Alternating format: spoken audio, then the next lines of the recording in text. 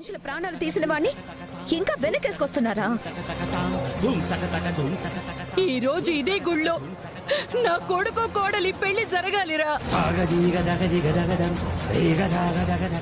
నువ్వు చేసిన పాపానికి వాళ్ళు పెళ్లి జరగాల్సిన చోట వాడి 12వ రోజు కార్యక్రమం చేస్తున్నాను.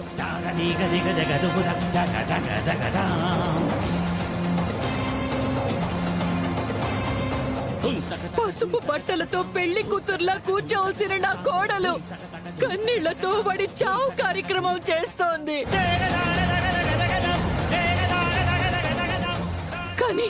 కానీ మీరు మాత్రం శిక్ష తప్పించుకుని బయటకొచ్చి నవ్వుతూ తిరుగుతున్నారు కదరా. ఓయమ్మే, మీ అత్త మీ అక్క ఆవేశపడతాండారు. నిన్న ఇంటికి తీసుకో. ఏం మనిషివిరా నువ్వు? నిర్దాక్షిణ్యంగా 2 ప్రాణాలు తీసి ఏమి చేయనట్టు మాట్లాడుతున్నావు? ఆ దేవుడు నీకు అంతకంటే పెద్ద శిక్ష వేస్తాడ్రా.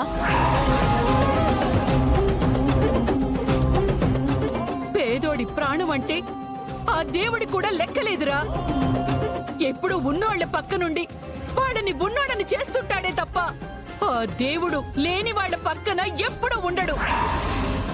మేము కొట్టే కొబ్బరికాయల కంటే మీరిచ్చే ముడుపులకే ఆయన ఆశపడతాడ్రా. అందుకే మా పేదోళ్ల ప్రాణాలంటే ఆ దేవుడికి లెక్కలేదు. ఆయనేదో ఉద్ధరిస్తాడు, ఆయనేదో న్యాయం చేస్తాడని గుడికి రావటం మాది తప్పు.